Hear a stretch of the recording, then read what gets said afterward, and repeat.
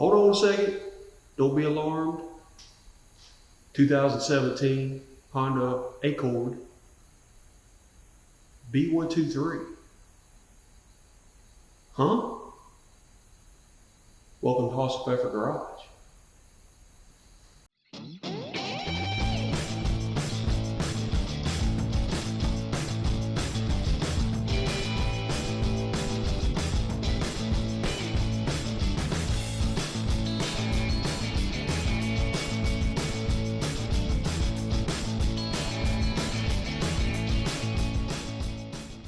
Service on this vehicle. So, just so you know, what is a B123? So, it is. So the B is replace engine oil and oil filter. We're also going to inspect the brake system, steering and suspension, drive shaft boots, fluid levels, your brake fluid, coolant, etc., washer fluid, whatever, exhaust system and fuel lines. So we're basically just giving this stuff a once over to make sure that nothing's about to fall off or needs replacing. So the one is rotate tire, check tire pressure and condition. Easy breezy. Replace the two is replace the air cleaner, cabin air filter, and inspect the drive belt. And then 3 is replace the transmission fluid. So we're going to get into all this and see how we do. So all right, so as far as our brake system goes, this one's pretty easy for us. You're going, obviously it's based on mileage and your driving characteristics and things like that. But with these wheels, you can essentially peek through the spokes and see the brake pads. So obviously we're going to check the brake pad level. These look good. Our rotors look in good shape. We're not having any problems with the braking as far as whether or not it's pulling to the right or the left, or anything seems kind of wonky with the brake system. So just generally giving it a once over, check our brake fluid level in our master cylinder, not a problem. So we're good to go there. So as far as rotating the tires, usually take that somewhere, Discount Tire, somebody like that, because they usually have them balance them as well.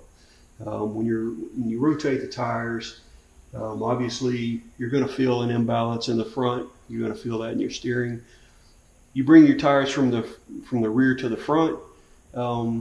If for whatever reason they've gone out of balance or whatnot, you're going to feel that in your steering. So I don't have a balancing machine, so obviously that could be an issue. So I just go ahead and take them. They're usually changing my tires anyway, so most places usually have a free rotation and balance to follow up later on every so many miles, depending on what their policy is.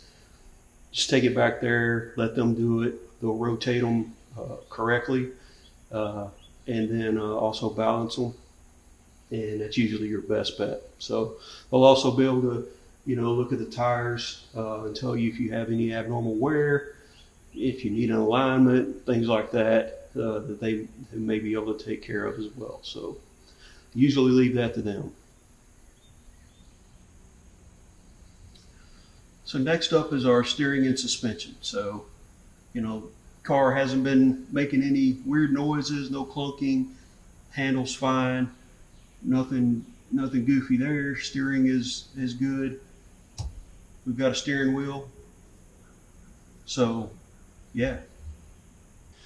So you're also going to want to check your accessory drive belt. Being the tires rotate from the front instead of the rear on this particular vehicle. Things are kind of cattywampus under here, not what we're used to looking at. So, but we're gonna check our belt, make sure there aren't any cracks, any frays. You know, you don't have any any of the fibers of the thread showing in the belt, and nothing goofy going on down in there. So everything looks good. So we'll call it. All right, so as far as fluid levels go, we already talked about our brake fluid that we'll check there. It's in normal levels. Radiator, coolant, check that, it's normal levels. Washer fluid, we did top that off a little bit. Always, if the hood goes up, I top that off because there's nothing worse than getting in a bunch of June bugs or love bugs and running out of bug juice. So always top that off. Air cleaner, we've got a K&N air cleaner. We've cleaned that. We've gone through that. That's good to go. Now, as far as our oil is pretty simple. And we've already taken care of that.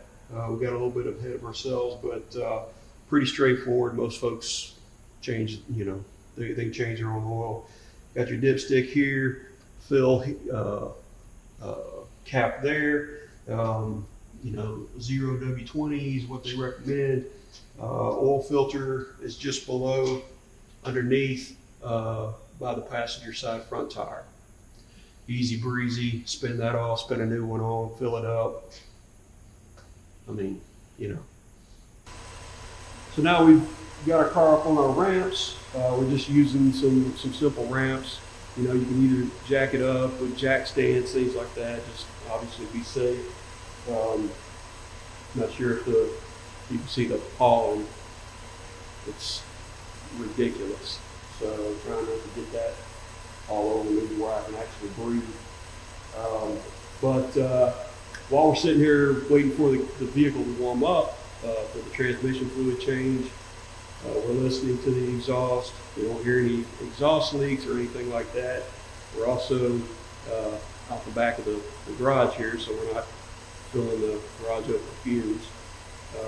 But as far as our fuel lines, we're going to inspect those once we get up under there. But again, we're not having any fuel leaks or anything like that. No strong smell of fuel. So we should be good there as well. We'll just give everything a once over. We don't live in an area that has a whole lot of contributes a lot to rust on vehicles. So not really anything I'm concerned about, but we'll give it a look.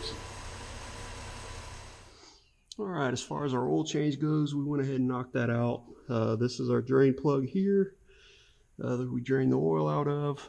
And you can see there is our oil filter. It's also a good opportunity to check your boots as recommended on either side. You can also get a look at a little bit of your pulleys and whatnot, your belt down here as well. So and also that whatever kind of spider that is.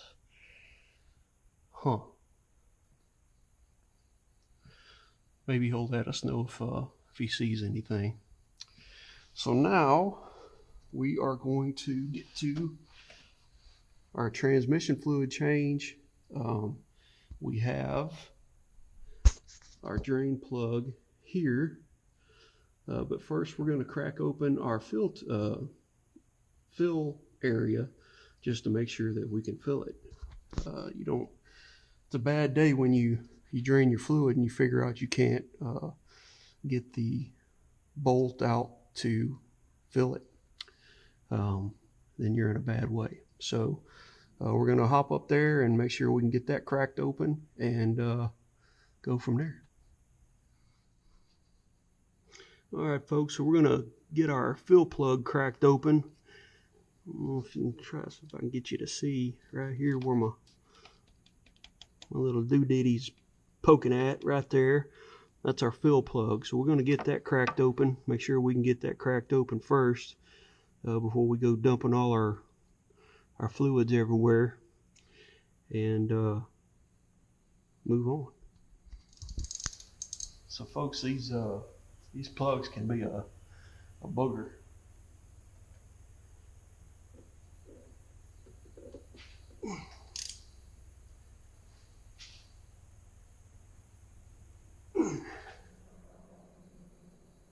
So this isn't necessarily the right way to do it, but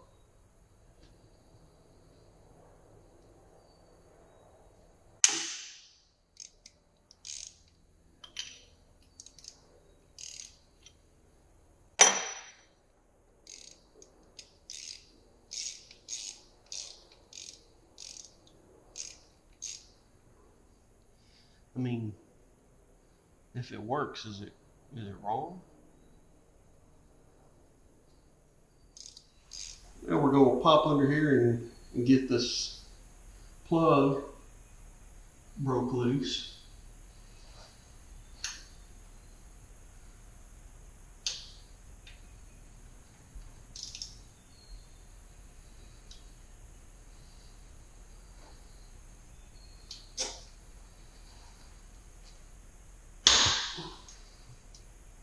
Tad bit easier. All right, so while we let that drain, we're going to scrub off it has a magnetic drain plug, and you can see there's goop on here, and that's it's not a bad thing. That's why it's there. So our fluid looked good. Doesn't look too nasty or anything like that. So we're just going to clean this off. You're actually only draining less than half of the capacity of the or of all the fluid in the transmission. So we're only going to put in like 3.3 quarts or something. I think it holds like 7 and change or something, but that's what they recommend. So that's what we're going to do. But we also have a new washer here. They also recommend you replace this washer, so we got a bag of those for like $5-6 or something for a bag of them. So we're going to put a new one of these on there, and then once that finishes trickling out, we're going to plug the hole and fill her up. Earth dreams. Why we have to be limited to Earth? Why can't we have like Mars dreams or HD1 dreams or some faraway galaxy? Why we have to be limited? I'm just saying.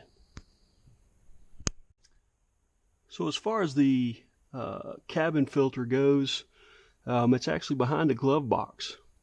So what you're going to do is you're going to push in the two sides here. You're going to push those in, and then it's going to come out a little bit, and then you have to disconnect this little strut here.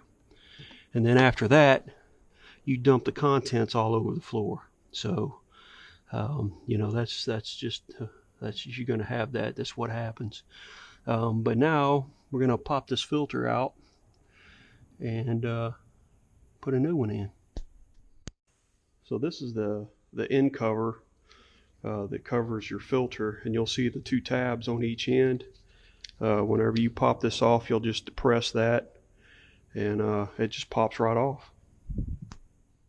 So this is the old filter. It's not too terribly bad. Obviously, you know, we do have a lot of pollen and whatnot. You know, the golden retriever gets toted around in here, so you'll see some hair and things like that, and then also, you know, stuff that falls down out of the trees. But we're going to throw a new one in, call it good. So this is our filter we're going to put in this time. It's actually a activated carbon, so it makes everything fresh. So when you drive by that that wadded up skunk in the middle of the road. Hopefully this eliminates some of that stank. Maybe even two, you let one go in the car. Hopefully this kind of, brings it down a notch or two. You'll notice too that they also label airflow, which direction the air flows. So you have that on the car, and then you'll want to match that up with your filter. So then you just put everything back the way you took it apart, and once you get everything that you dumped out back in there, it's a job well done. All right, so now we're gonna go ahead and top off our fluid. The only real kind of special tool you'll need, if you will, is a long stroker funnel.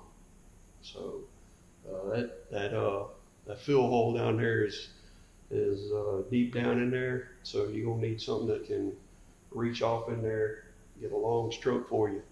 So we're gonna get to filling.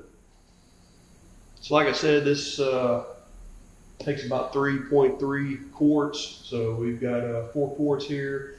This is actual Honda ATF DW1. Well, kind of special. So we're going to dump that off in there and hope for the best.